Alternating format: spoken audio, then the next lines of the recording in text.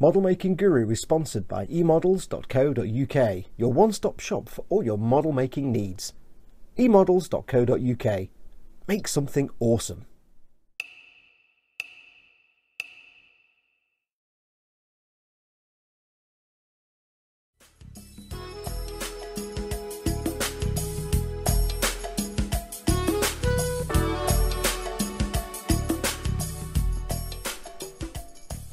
Hey everyone, it's Foxx from Model Making Guru here. Hello, welcome to part 3 of our build of the Bandai MEGA SIZE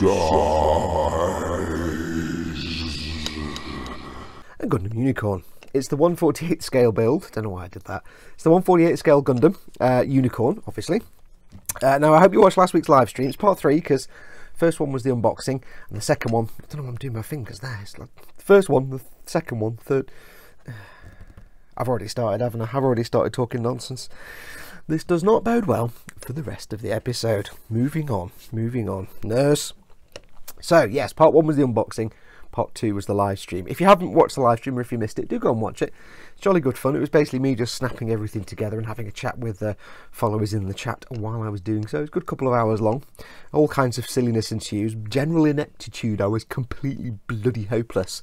The one thing I've learned with models over the years is if it's a really complex, fiddly, intricate build, I'm fine. If it's a really simple, kids can do it with their eyes shut, I fluff it up. I'm no good. I suck. I have trouble following simple instructions. Complex instructions, I'm fine. Simple instructions, I'm like, I don't know what I'm doing. It's quite embarrassing. So yeah, so in the live stream, I got it all assembled, got the whole model assembled, you know, the mobile suit, the weapon, shield, and everything else. And that was just for me to have a quick look and see, a quick look around the kit and see, trying to get to grips with my plan for the paint job. Because I have a very specific thing in mind. Now, what are we going to do with the paint job? Before we get started today, I'll explain what we're going to do. If you missed the live stream, we're going to invent a new Gundam Unicorn. What I mean by this is, we're not going to paint it white, like the normal Unicorn. We're not going to paint it black, like the Banshee. And we're not going to paint it gold, like the Fennex. Because good luck trying to get a Meki plated gold effect without actually plating it in chrome or Meki plating. It's just not going to happen. It's going to look like pants. So, what we're actually going to do is we're going to invent a new Unicorn. And it's going to be sort of chrome silver, reflective. Yeah, what we're going to be doing is we are going to use the C1 metallizer powder and the Vallejo duraluminium,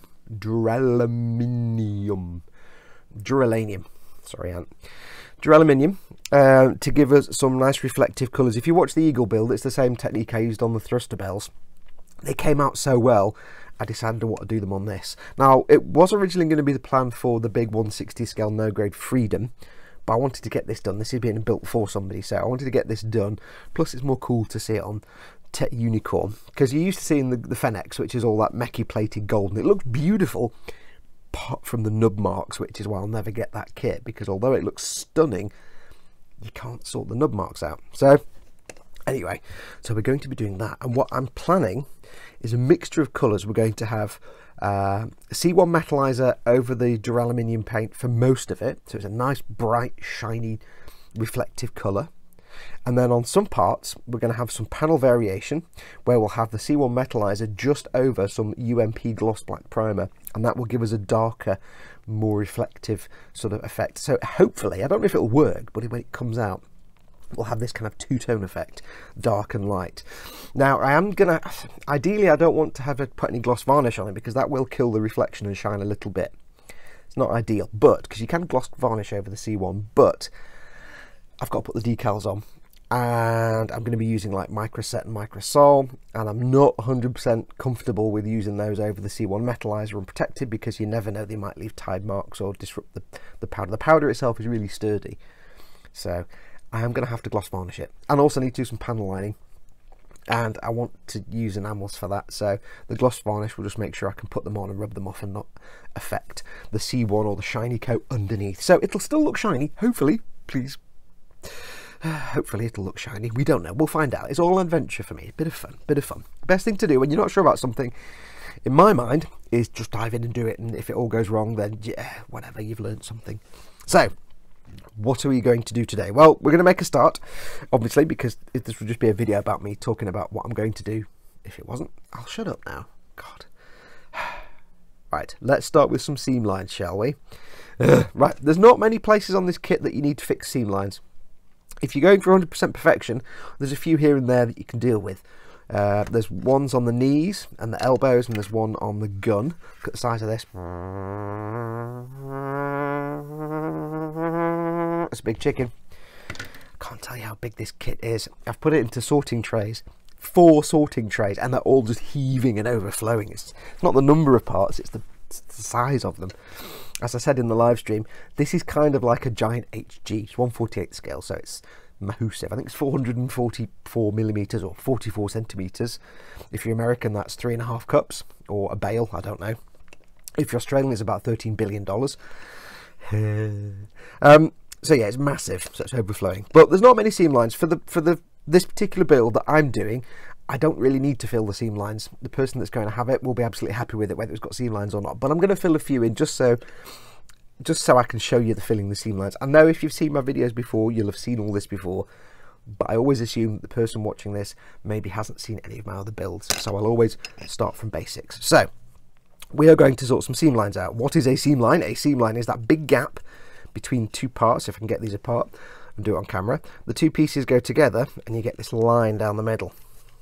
Now on the knees, it's not so bad. Well, there's 2 types of seam line. There's the seam line where it's 2 parts going together like that, round the piece where the 2 parts lock in. And then there's also, I don't know if it'll come out on camera, but there's also a seam line on here, right down the middle of each of these tubes.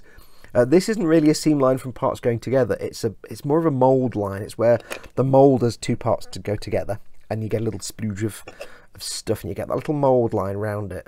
And it's only on those tubes, so we need to deal with that as well, just to smooth those off, and that's dead easy.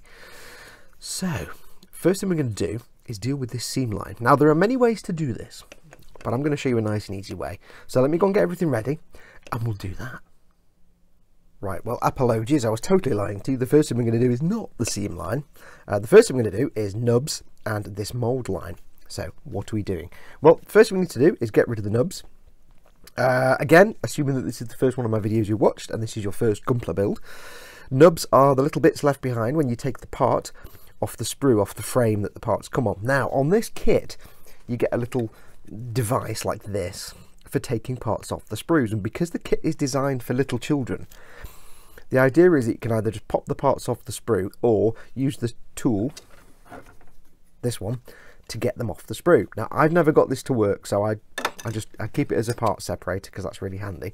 Other than that, I just get them off the sprue with my nippers that nip them off the sprue. You do get a little bit of plastic left behind. Now, despite their claims that that's the whole way you're supposed to do this, is just pull the parts off or use the tool. A lot of the parts do have really, really tiny little sort of gates. The gate is the bit where the sprue or the tree joins to the part. It's the little bit of plastic left over between the 2. Some of them don't though. Some of them have big, huge gates and leave big nubs. So you want to get rid of these and get everything nice and smooth before you start building it or painting it. Now, if you're painting a model, this is an easy process. If you're not painting your Gunpla and you're just putting it together and that's it, you kind of have to be a bit more careful because you want to try and restore the sort of shiny plastic look. Now, there's some nubs on here I don't need to remove. That one I don't care about because it's covered up by plastic. This one you're not going to see, I don't care about. I've done something on this one, but I'll do one of these just to show you. So if you want to get rid of a nub mark, you will need a knifer, a nice sharp knife. Whenever you start a project, put a new blade in your knife and be super careful. If you're very young, get a grown-up to do this for you. Then you will need some sanding devices. I've got some UMP sanding sticks, Ultimate Modelling Products. Very, very good stuff. I can't give you the grits because I don't know. They never say it says on the packet, but on the stick itself it doesn't. Paul, put the grits on the products so I can say what they are. That'd be great. Paul's great. I love the UMP stuff. But yeah, not many sanding sticks do. Some do, some don't. But it'd be really handy if they did, because then when I'm doing a video, I can say people what grit to use if they're using sandpaper. So I've got a big rough one, which is, you can hear it, and I've got the squishy grey one, which is great for just tidying up. Now the thing with sanding is the grit number denotes how rough and gritty it is. So the lower the number, basically the rougher. It tells you, think of it, it's not quite the way it is, but imagine it saying something like, here's how many chunks of stuff there are per square millimeter or something like that. So like 100 grit means there's 100 gritty things per square millimeter. It doesn't actually mean that, but just imagine it this way. Where 100 grit means there's 100 lumps per millimeter, so it's going to be quite lumpy and rough. 3000 grit means there's 3000 of the theoretical lumps per millimeter, and it's going to be a lot smoother and do finer sanding. So you always start with sanding, go from rough to smooth, work your way up the grit. Now, because I'm painting this, I'm not too fussed about it being not 100% shiny, but I'll show you as if I wasn't painting it, because you might not be painting this. In which case, you probably get about an episode out of this series and then you'll watch the rest. So, first thing you need to do is get rid of the nub. So when you take it off the sprue, leave a little tiny bit of plastic. Don't take your nippers right to the piece, because if you take it right to the piece and cut it, it may stress the plastic and you'll get like white marks. Now on Bandai kits, the blues and the reds and the dark colours, the blacks, they're a nightmare, because as soon as you cut the sprue or do anything with the plastic, it will make little marks and white marks, and that's just stress marks in the plastic. So try and leave a little bit of sprue left just on there. That's the nub. So what you do is you take your blade. Now, word of caution, I do this towards myself, but I've been doing this for 30 years and I've only stabbed myself all the times. So I'm kind of got my own technique where I anchor one thumb against the other if I can, and I'm very careful. If you're not certain, or if you've never done this before, try and do it away from yourself so you don't stab yourself. I'm known as Captain Stabberty. I can stab myself with a pencil, a knife, a carpet, a wall, whatever. But I can't do it that way. I just can't get control of the blade. So I do it this way, but don't necessarily do what I do. If you can do it that way, do it that way. It's just more safe. If it goes ping like that, you're not going to stab yourself. If this pings off, I've got stab marks in my thumb. But I'm usually very careful. So what you want to do is get the blade flat to the plastic. And you don't want to gouge in and dig out the nub. You simply want to move it across the surface and just shave. Now there may not be much to come off.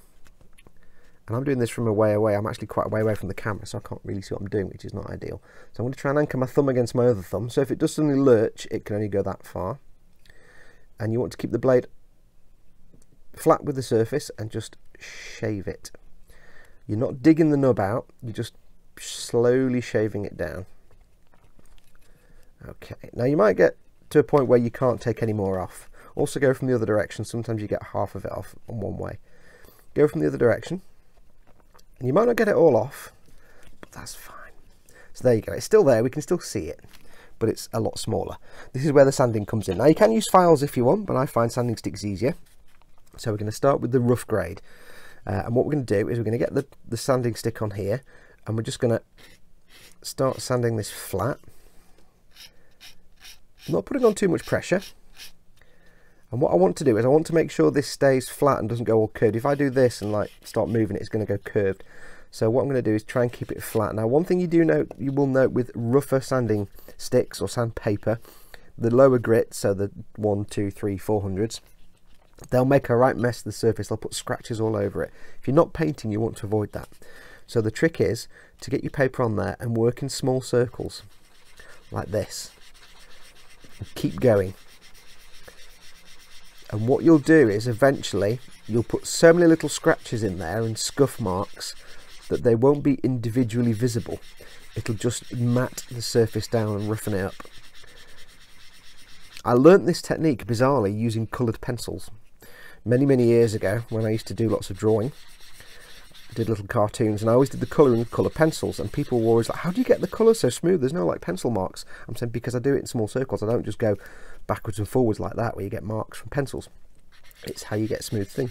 So doing it this way, when you've finished, you get, it's a roughed up surface, but there's no blatantly obvious scratch marks. Now if you are painting, it doesn't really matter, but if you're not painting and you're just doing a straight out of the box build, then you want to avoid scratch marks. So go in there and give it a good going over, and you can see now that's much smoother. If I hold that up to the light, you can still see a little something there, but if you hold it up to the light, what my trick is to hold it up to a light source and move it around. If there's still a visible nub, you'll see it, you'll see the shadow it casts. If it's just a white mark, that's just a stress mark in the plastic. It's fine as long as that is smooth. That's all you're after.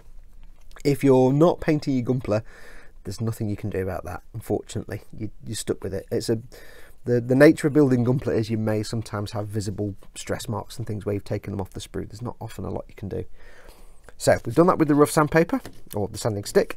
We're going to do the smooth one now, and exactly the same. I'm going to go on, and we're just going to start working in small circular motions. Now what this does, this is a finer grit sand, so it's not really sanding as much as the other one, but what it will do is it will take all the marks left by the other stick and it will sand them down.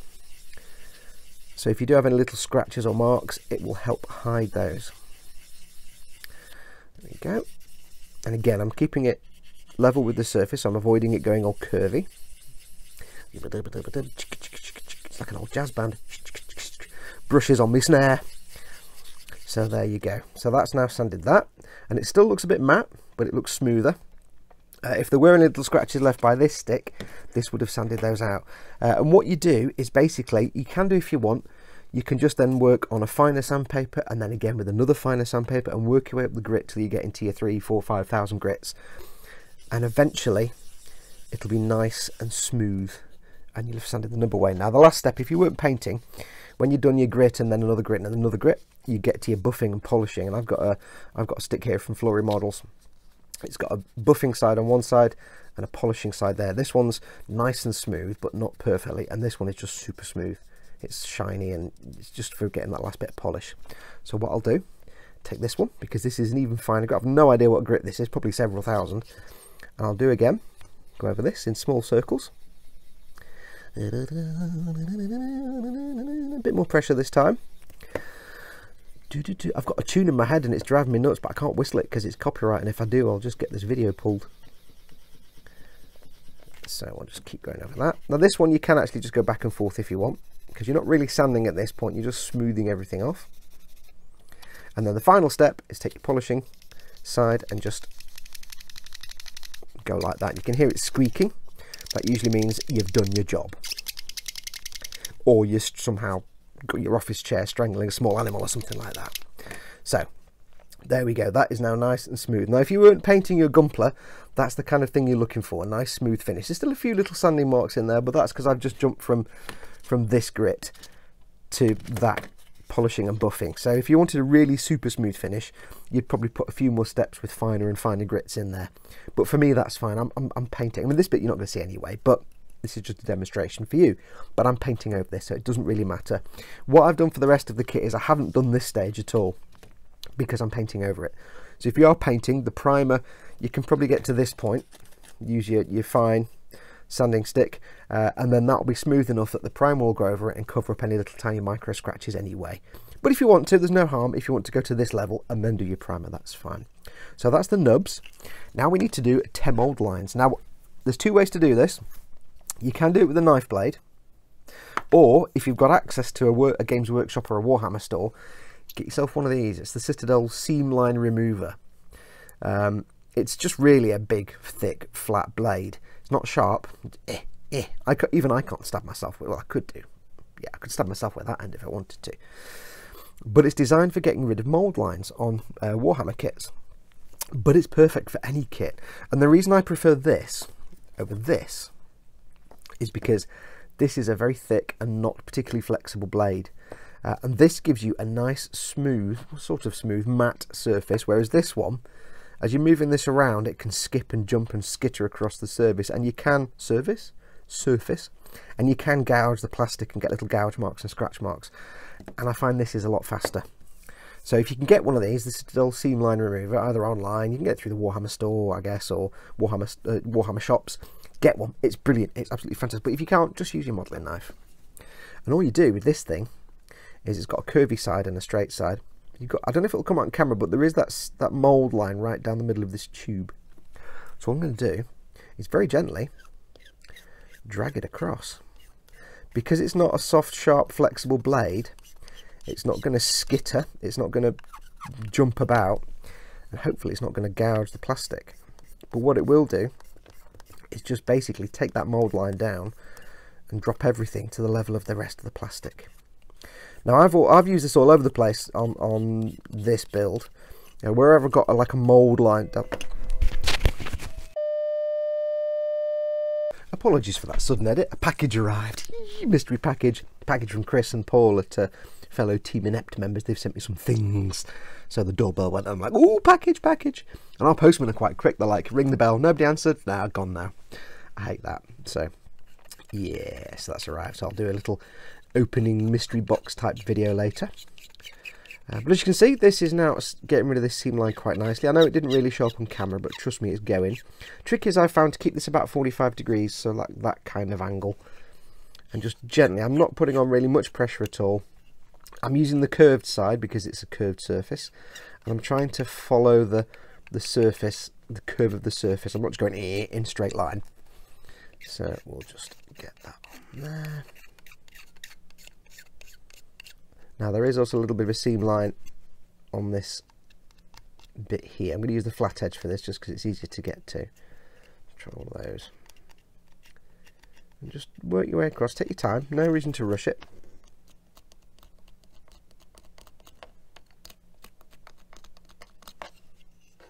Okay, once you've satisfactorily scraped the mould line away, all you need to do then is do a little bit of sanding just to smooth everything off. I'm using the squishy medium grade stick again.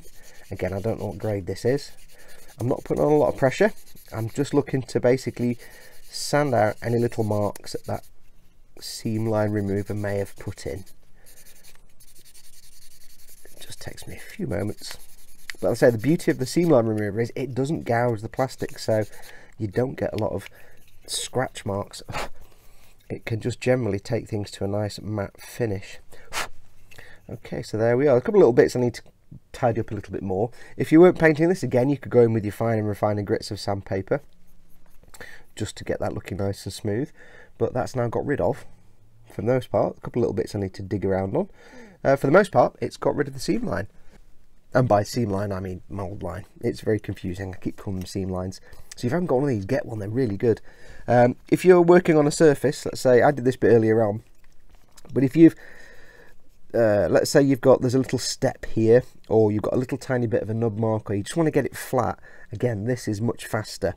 Let's say there was a mould line here. What I tend to do, let's say this was a pre-moulded part, not two halves, and there was a mould line here. Another handy tip for you, I use one of these because it's faster.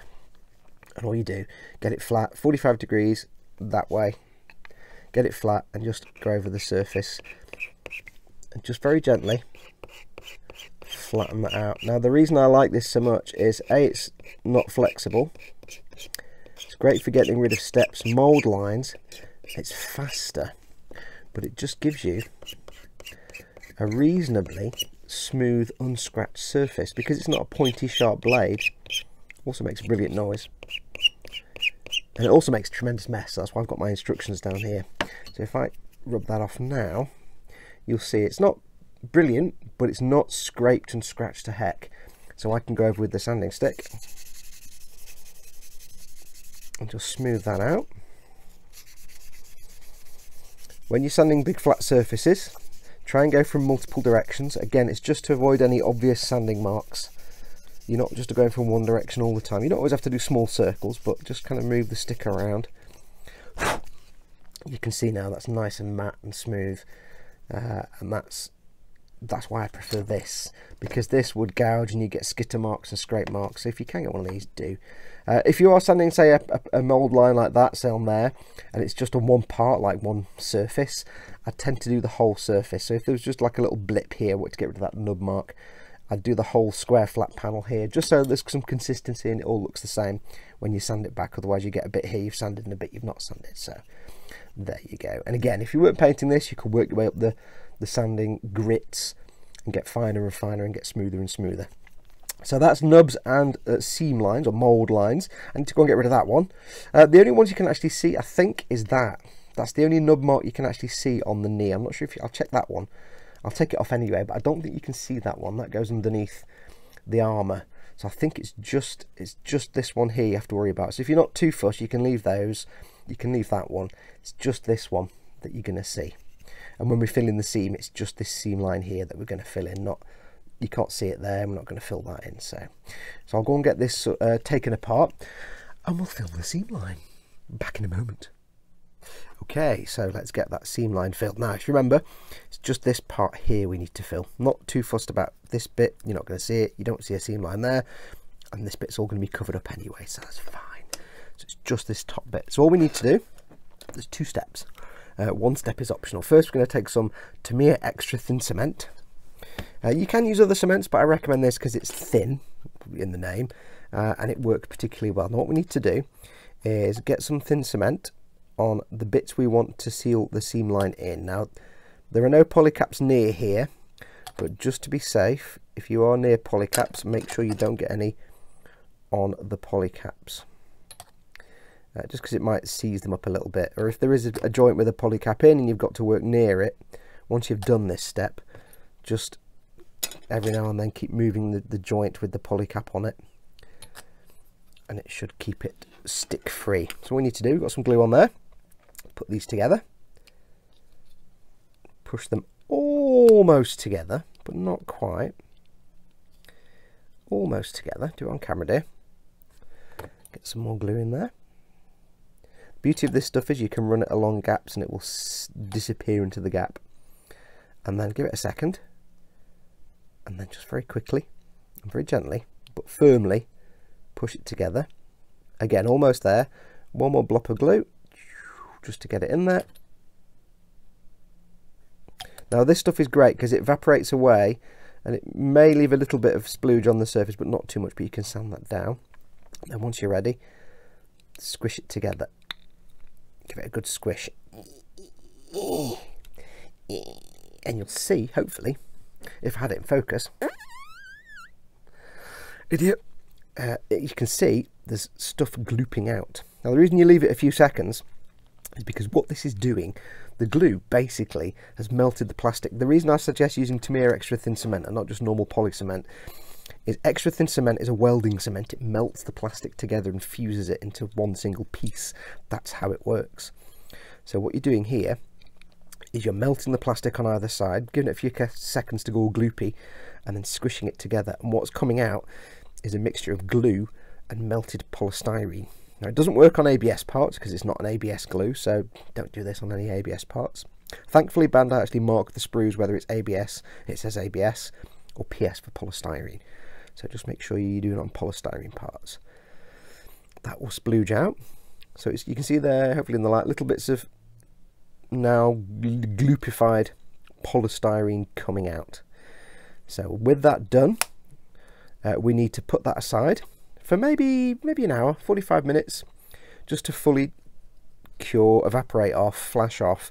So all you're left with then is the polystyrene, and we can get to clean that up. Now there may potentially be a second stage, but we'll see what happens when we've done this bit. So I'm going to put this to one side, leave it for about an hour. I'll go play some Skyrim or something. When we come back, I'll show you the next step and the potential second step, but it might not be necessary. I'll go and do the rest on the other bits though. I'm going to do exactly the same on the beam rifle as well. We've got this big long seam line that goes along here, so I need to sort that out. It's trickier on here because it's such a big area. I've got to put glue on. The glue will probably flash off and dry before I get all the way around, so I might need to go around a few times. But I need to do exactly the same on the beam rifle. So I'll go and do all that. Back in a moment. Okay, so the glue has had time to dry. I actually left it 24 hours because I got tied up doing other stuff. And it's made this nice bead. You can kind of feel it. It's made a nice bead across that gap and filled it. So hopefully, when we sand this, it should just be enough to remove that seam line altogether, but we'll see once we've sanded it. Beam rifle's a bit of a different story. You can see here it has filled or splooged out of this gap a little bit, but the seam line on here is a bit more significant, and you can see here it's quite a deep gouge, deep gap. So we're going to need to fill that with something, so we'll sort that out in a moment. Hopefully we're not going to need to use thinner. I've got a solution that isn't thinner. So anyway, let's have a look at this. So we need to get this puppy sanded down. So first thing we're going to do is get our rough sanding stick. Always start from the rough grits, from the low numbers, and work your way up. And what we're going to do is we're going to sand. Now, unlike before, to start with, we're going to sand in one direction. I know I said don't do that, but that's when you're trying to just sand nubs away. You could start working in circles, but it might take you a while. So all I'm doing is sanding in one direction. And I'm not putting a lot of pressure on, but I am putting my finger here to try and keep this stick as as flat as possible. Remember, I don't want to curve this surface. Okay, so now I'll go back in the other direction. And all we're aiming to do here is sand down that little bead of glue until it hits the level of the plastic itself, because the glue should have filled in the gap and it'll just be sticking up a little bit. So you just want to get it down. Just see if we can get this held in a way that's kind of comfortable. Okay, so that's the majority of it. So now what I'm going to do is go in with my circles, because again I do want to avoid any little scratchy marks. The only reason I went in straight lines is it's a little bit faster when you're trying to sand down that bead. This is just cleaning up what I've just sanded. Okay, now still a few little swirly marks there, so let's just do a bit more. Okay, now what I'm going to do, and you can't see me do it, I'm going to hold it up to the light, and I'm going to see if I can see any noticeable line, and I can't. So what I'll do now is I'll come in with my softer, squishier sanding stick. We'll do a bit of this. Again, because I'm priming this and painting it, I'm not too fussed if it's not beautifully smooth. So I don't need to go back to shiny plastic texture. If you're not painting, this kind of process is a lot more difficult because you've got to get this looking like bare plastic. And of course you've got the bit that you fill with glue, so it can take a lot more work. Just do a bit of that. I'll do it from several different directions. It's not a very exciting episode, this one. It's all sanding and that. But hey, like I said before, I like to assume that perhaps the person watching hasn't watched one of my videos before. Now, I'll just give it a quick go with this. I don't need to, because that should be fine for sanding, for priming and painting, but I'll just give it a quick go. Again, if you were doing bare plastic, you use a lot more steps of sanding, getting finer and finer each time than I have here. I'm just doing this as an example. So you can see here it is quite scratchy. It's got lots of little scratch marks on there. Now that's the kind of stuff that will be hidden by the primer when I paint it. If you were doing this bare plastic, you'd have to use more than a rough and a medium. You'd have to go a lot more steps in between and work your way up to the polishing. But for me, for priming, that should be fine. I can't see any obvious lines where that glue was. It's just kind of hidden it. You can still see it with your eye because it's a different colour, but if you hold it up to the light, which I'm doing now, there's nothing there. So I might go in and do a bit more sort of sanding on here just to get those scratch marks out, just so I'm happy with it. And then when I've done this piece, I'll do the other one, and then we'll have a look at the rifle. Okay, before we go ahead and sort out this massive panel line there, big seam line, I wanted to show you this. I started sanding the top of the beam rifle because the seam line here isn't so bad, and it might have been filled, well, not this bit, but this bit might have been filled by the glue. But you'll notice here, you've got the bit where it started to sand, but then you've got this shiny bit here, and there's one down here as well, where it's not been sanded. This is important. This tells you that this side and this side are not the same height. There's a slight step here. It could be microscopic, but it's there. And basically, as the sanding stick goes over, it sands this side. If I've done it that way, it sands this side, but doesn't contact this bit and misses it, but then catches the edge here. So you've got this bit here. Now, when you've got something like this, your aim is to get the whole surface sanded, so there's none of these clean bits, because otherwise you've got an uneven surface. This is where you have to get hardcore, and I brought in my metal file. Now, I don't like metal filing because it does rough up the plastic, but sometimes you have to do it. The advantage of a metal file is it's not flexible. It doesn't bend. So when you're doing it over the surface, you're getting a true flat surface, and if there is a sort of lip here or a raised part that's higher than this side, it will sand that down, and then you'll have a nice flat surface. So all I'm doing here is I'm getting my file very gently. I'm not gouging and digging it in because this will leave massive sanding marks and big scratches. So what I'm doing is very gently just going in and just running it over the top here. Now the idea is, like I said, you want to get it so that there's no shiny bit left. And what you might find is sometimes if you've got a flat surface like this where there's an edge and you don't want to go down the side, you want to keep it straight, go in that kind of direction diagonally. It just means you keep the edge, but you can do more than just doing that. So if I do that, hopefully slowly but slowly, and slowly is the word, it will start to remove any lip.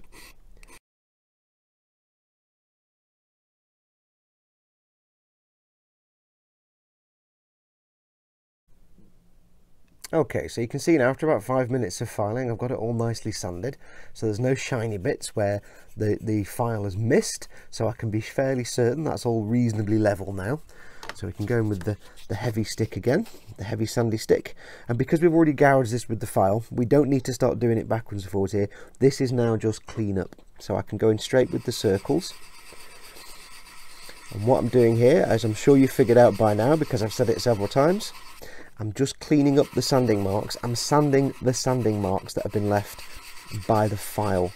So I'm just smoothing those out, making them consistent so that they're all relatively neat. I'll do it on camera.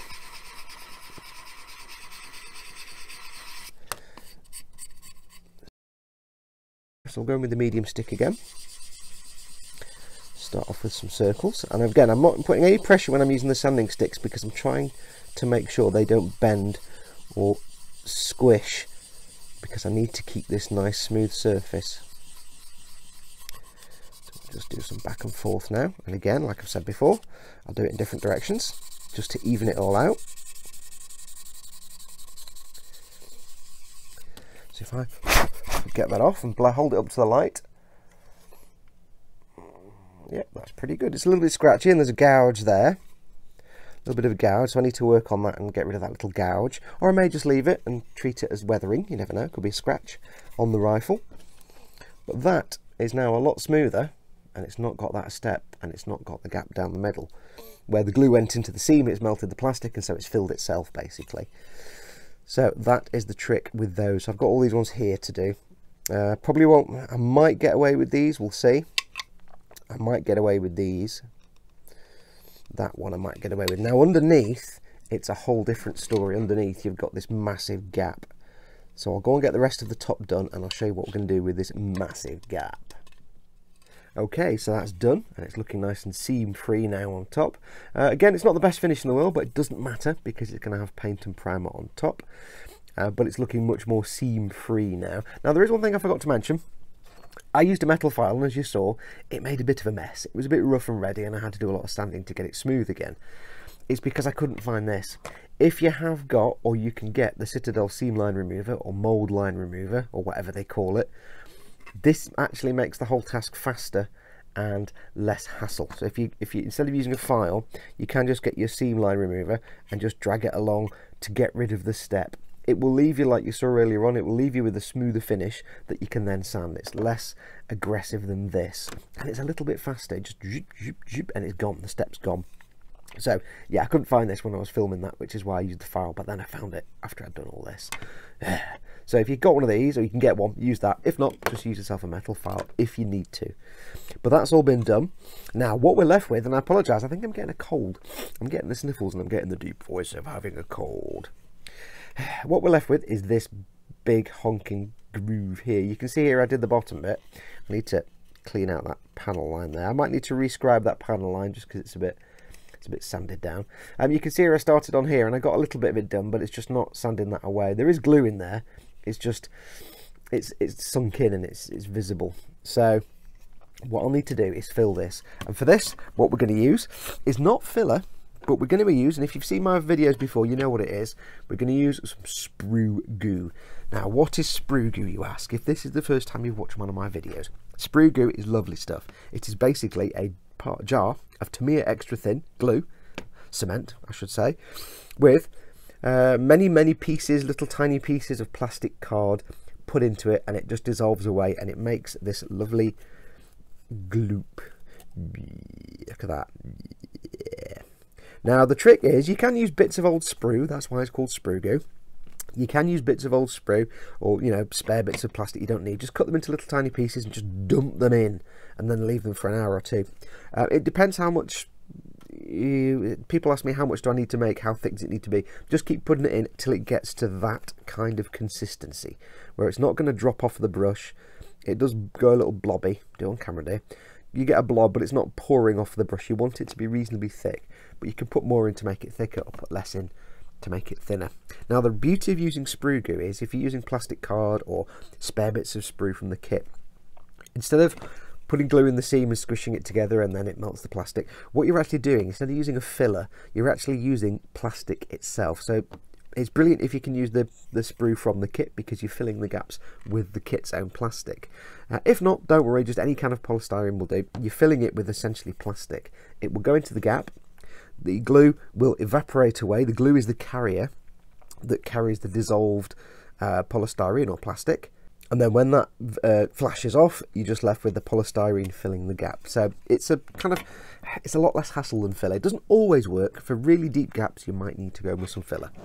And for these gaps, I might need to put some on and give it a second go, because they are very deep and it will sink down a bit. But all you do is this. You get yourself your sprue glue and you just try and get the lid off one hand and you just... So what do they do, Ted? Ted, tell me what they do. Slap it on. Yeah, you just slap it on. And the trick is you want to make it thick enough that it doesn't just splong into the gap and sink down, and you just get a slightly more filled gap, because then you'll have to go and put some more on here. So you really want to just get it on the seam. You want to build it like a bead over the seam. You don't want it flat. You want it to sort of bubble up, be like a visible bead. I need to make some more. This thing's getting a bit empty now. Get some more on that. And you just apply it over the seam. Now what you'll need to do, you'll need to leave this for... Hang on a minute. Look at this. It's all flaking off. Let me just get this off here. What you'll need to do is leave it for 24 hours, because you want it to be fully cured before you start going in with big sanding.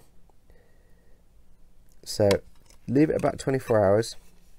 Just for all the glue to flash off and evaporate away, and leave the polystyrene, which hopefully will just sort of set in place.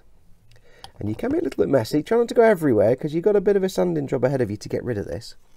So try and keep it to just the area that, look at this, it's just coming off the pot. Do you know, it's worse than white glue. Get off. If your desk isn't messy, you're not doing it right.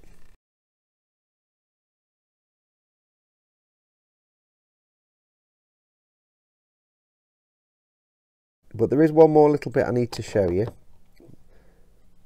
and that's to do with setting everything up for parts that move. So I'm just going to go and put this to one side. Also, if you're wondering why I've already got the clear piece in there for the scope, you're thinking, you're going to have to paint this, you're going to cover over the clear piece. There's a sticker that goes over that, and I'm going to use that sticker, because traditionally the actual shiny silver stickers, look at that 3D, put your 3D goggles on now. Traditionally the shiny metallic stickers are actually really much better than just the clear plastic. So that's why I've left that on, because I'm gonna sticker over that. So yes, I'll go and leave this to dry. There's one last bit I need to show you, and then we'll call this episode done. So let me go and get that bit ready, and I'll show you that. Okay, so there's one last bit I want to show you, and it's this part on the knee. Now there's a similar thing on the elbow, so you'll do this on the elbow as well.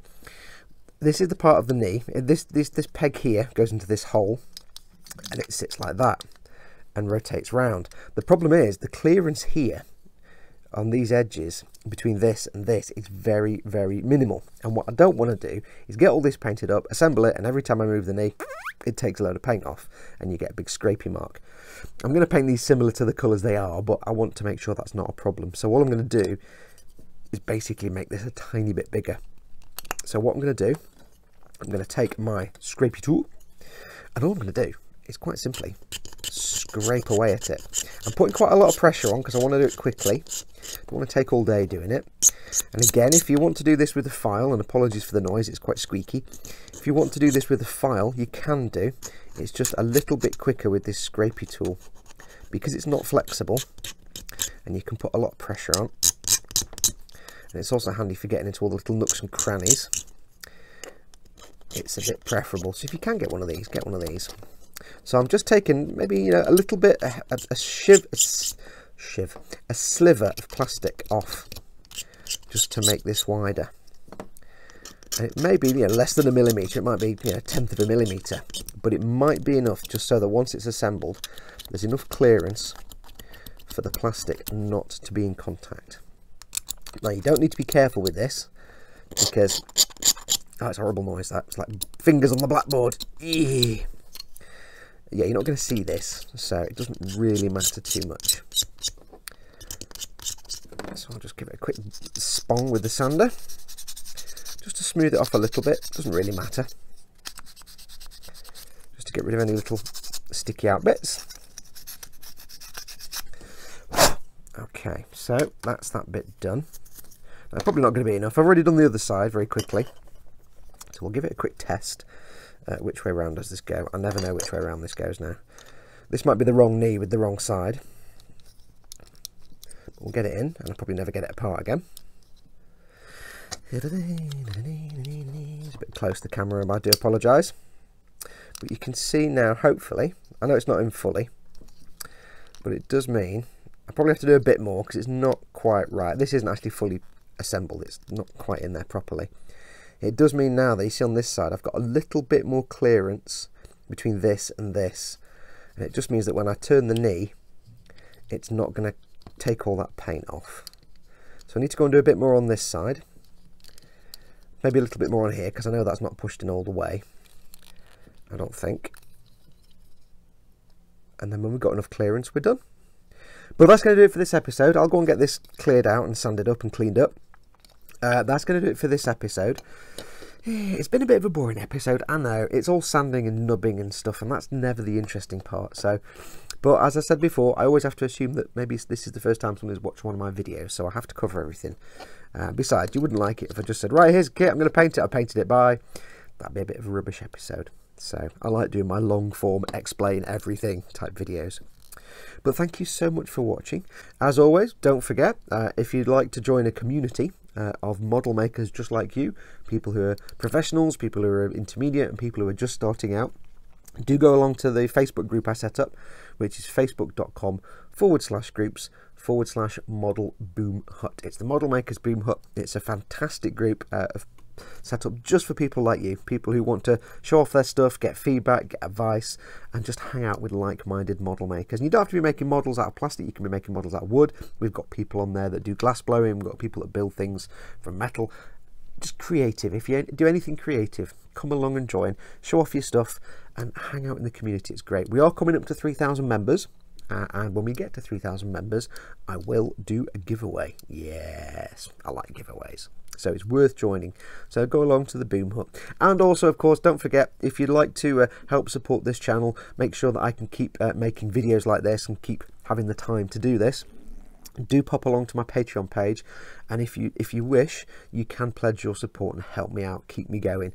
It's patreon.com/model making guru.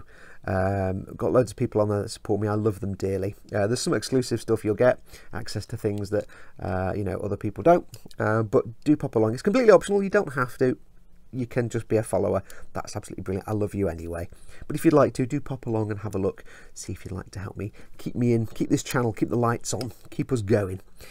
But that's going to do us. We will get interesting next time. Promise. We'll be doing the painting as I'm knocking the camera. We'll be doing the painting and not just the sanding and denubbing, which is I hate this bit. This is the boring bit. This is just maintenance. I don't like doing this bit. Anyway, until next time, take care of yourselves.